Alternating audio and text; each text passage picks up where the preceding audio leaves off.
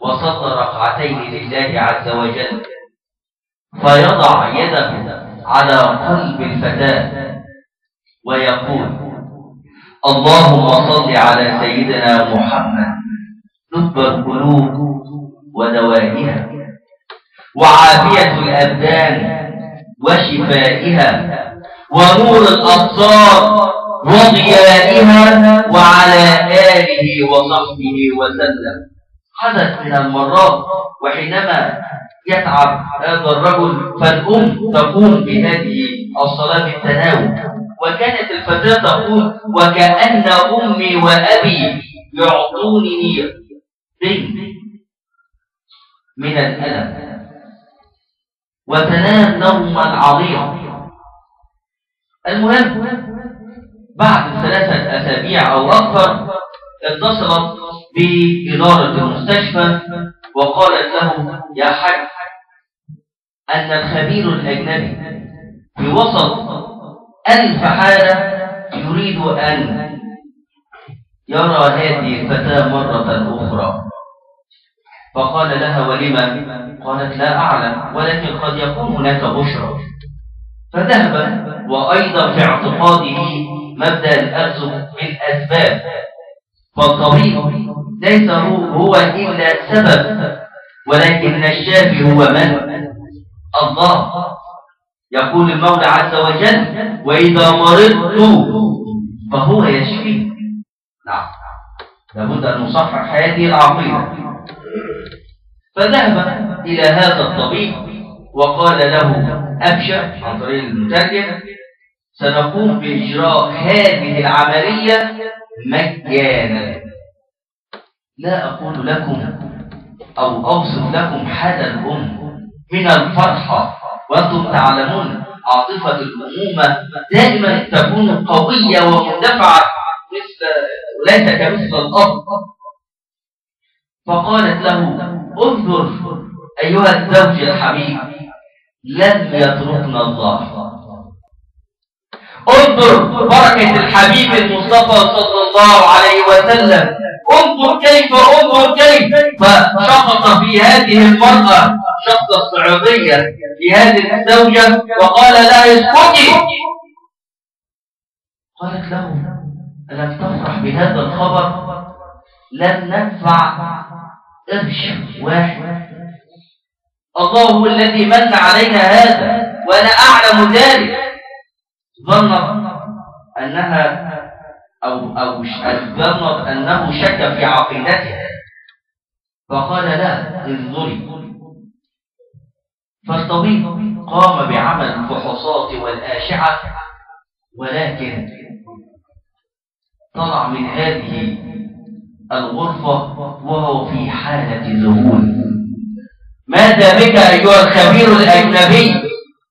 قال: أنه لا يوجد ثقب في القلب. كيف ذلك؟ وأن الأشعة التي قام بها هو نفس الخبير الأجنبي من 3 أسابيع. هناك ثقب في القلب يراه كل من يرى الشمس، والآن لا يوجد ثقب في القلب. فتبسم الرجل وقال: نعم، هذا هو ظني بالله، فأنا قلت من هذا المكان اللي جابه هو اللي يخدم.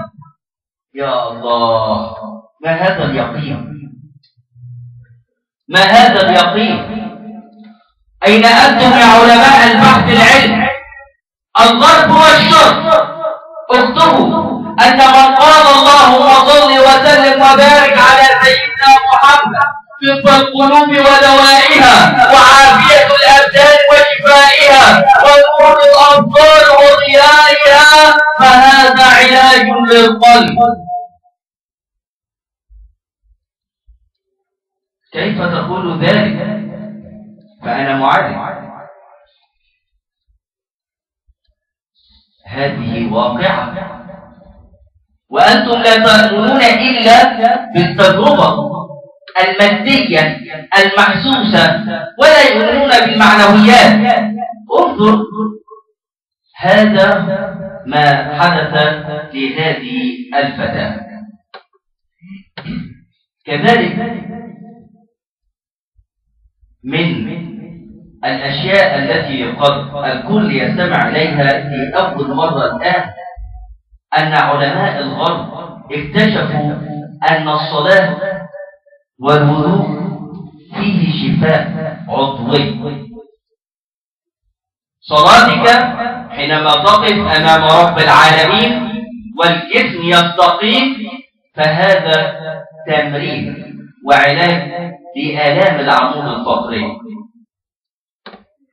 حينما تقوم بعملية الركوع فهذا علاج لخشونة القدمين الركبة. حينما تقوم بعملية السجود لله عز وجل فهذا علاج للذين يعانون من الكهرباء الزائدة في المخ، والذين يخشون من الجلطة في المخ أو القلب عليه أن يكثر في السجود، عليه أن يكثر في السجود. والمولى عز وجل عن طريق سيدنا محمد صلى الله عليه وسلم أخبرنا بأن العبد قريب إلى الله في أي حالة في السجود. فأكثروا من السجود والدعاء لله رب العالمين.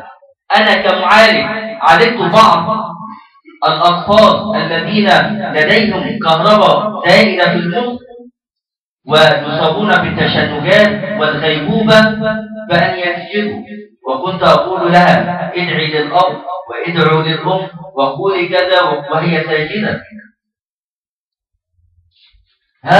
الغيبوبة حدثت كمثلما تحدث يوما بعد يوم، فقال لا تأخرت أسبوع، وبعد ذلك تأخرت أسبوعين، ثم 3، ثم مرة واحدة في الشهر، ثم شفيت بفضل الله عز وجل. السجود لله رب العالمين يحدث توازن في كهرباء المخ. السجود لله رب العالمين يمتص الشحنات السالبة إلى الأرض. كل هذا في السجود. أيضا في وضوءك، وهذا ما سنتحدث عنه بعد الخطبة إن شاء الله تعالى، من أراد منكم أن يستفيد كيف أن الوضوء فيه شفاء لجميع الأمراض العضوية والنفسية، إلا الأمراض التي لا بد من إجراء جراحة لها.